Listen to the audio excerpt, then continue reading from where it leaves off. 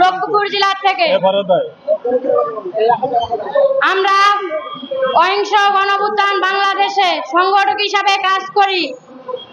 আজকে 5 বছর ধরে 20 সালের থেকে আমরা তার সাথে কাজ করছি। আবু মুস্তফা আমিনের নির্দেশে কাজ করার পরে সে যেভাবে বলছে আমাদের নিজের খরচে আমরা সেইভাবে প্রতিটা লোক ওইভাবে কাজ করেছি। আর আজকে আমাদেরকে 2 বার মিটিং এ ডাকছে। 18 আগস্ট আমরা শাহবাগ মোড়ে মিটিং করেছি। 1,80,00,000 লোক এই সময় হয় নাই। সরকারের কাছে আইনের খসড়া জমা দিয়েছি। পরে বললো যে তোমরা কিছুদিন পরে করো। পরে আমরা বলছি ঠিক আছে। পরে যে আমাদের 25শে নভেম্বর ডেট করছে, সেই ডেটে আমাদের লোক জেলে ছিল, বাসার দালাল জেলে ছিল, তবু আমাদেরকে ডাকছে। ডাইকা 25শে নভেম্বরের অবস্থা সারা বাংলাদেশের আপনারা সকল সাংবাদিক ভাই বোন তো জানেন কি অত্যাচার আমাদের উপরে হয়েছে 25শে নভেম্বরে। তবু আমরা এটা মাইনা জুত করে বসে আছিলাম। আমাদের আহ্বায়ক বাইরেবো, সকল নেতৃবৃন্দ বাইরেবো, আমাদের দিকে তাকাবো। আমাদের যে এত ক্ষয়ক্ষতি হয়েছে সবকিছু ওরা এটা দায়ভার নিবে, সরকারের কাছে আবেদন করব।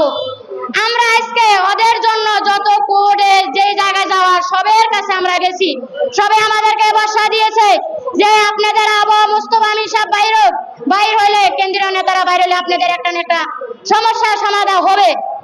আজকে বাইর হয়েছে, বাইর হওয়ার পরে সে আমাদের কোনো খোঁজ খবরই নিতেছে না। সে বলতেছে আমরা পরাগ পার্টি নির্বাচন করতাম, আমরা বলছি যে না আমরা করব না। এখন সে বলতেছে আমরা অহিংস গণ আন্দোলন নির্বাচন করার জন্য আমরা কোনো নির্বাচন করব না। আপনাদের সকলের কাছে জানানোর জন্য আজকে প্রেস ক্লাবে আমরা আবারও উপস্থিত হয়েছি। আপনারা যত জানেন 25শে নভেম্বরের পরে কারা প্রেস ক্লাবে বারবার আইছিল, কাদের জন্য আইছিলাম? মুস্তফা আমিনের জন্য আইছিলাম।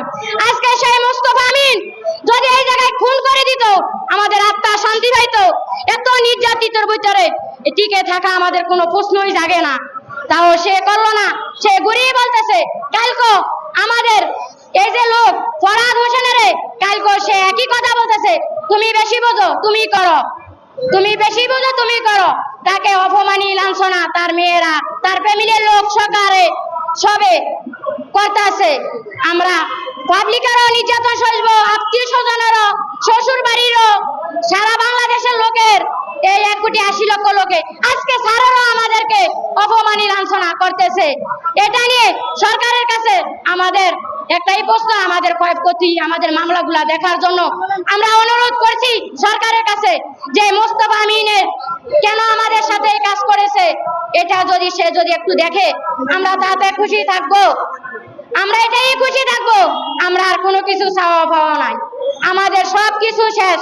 কোনো আমরা যে নোয়াখালী যাব তাও স্থান নাই, লক্ষ্মীপুর জেলা যাব তাও আমাদের কোনো স্থান নাই। আজকে আমরা বাসা ভাড়া থাকতে হয়। তো আপনাদের কাছে সকলের কাছে আমাদের এই রিকোয়েস্ট, আমাদের মামলাগুলো আপনারা দেখেন। 25শে নভেম্বরের ক্ষয়ক্ষতি দেখেন, 2020 সালের ক্ষয়ক্ষতি কোনো দেখার আমরা প্রশ্ন করি নাই, করব না। এখন যেটা বলছি ভবিষ্যতে যতদিন বাইসা থাকবো আমরা সেটাই বলবো সবের কাছে। এই যা বলে আমার